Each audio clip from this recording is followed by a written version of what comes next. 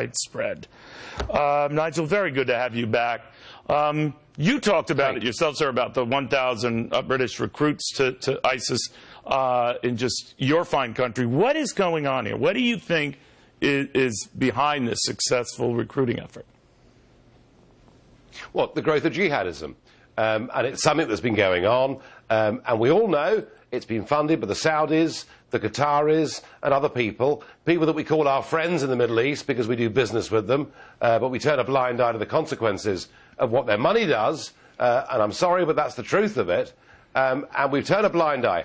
And what I've seen in the UK, and I have some understanding that in America it's similar, is that much of this recruitment to extremism is going on within the organisations of the state. It's happening within schools, and especially it is happening within prisons.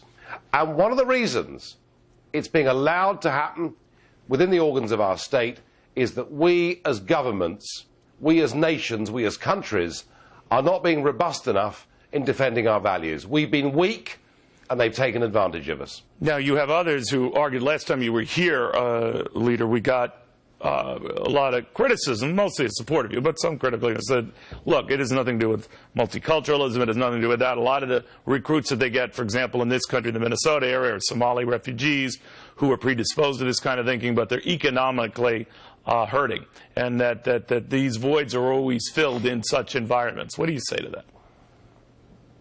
I'm sorry, and I will now speak for the UK, not for the US, but I'm guessing there are parallels.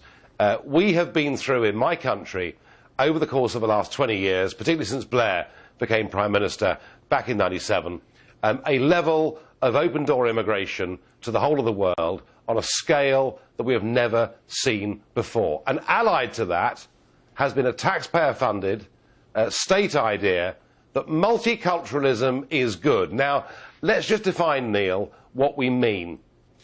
If we mean by multiculturalism people of different religions, of different skin colour, living together within the same community, I have absolutely no problem with that whatsoever, and I'm sure none of your viewers on this show do either. But if what we mean by multiculturalism is actually encouraging people to stick to their original languages, to stick to their original religions to a total exclusion of what everybody else in that country may be, if we use money to encourage division within society, then is it any wonder we're in the mess we are now? And I first spoke out about this 10 years ago. And let me tell you, I was called all the names under the sun for daring to attack this PC, politically correct, wonderful, marvellous agenda of multiculturalism within my country. And now what I see in every British city and every British town are ghetto areas, are divided communities, are people whose kids don't speak the same language, and a divided country, and that from the one country in Europe that actually had the best race relations of any.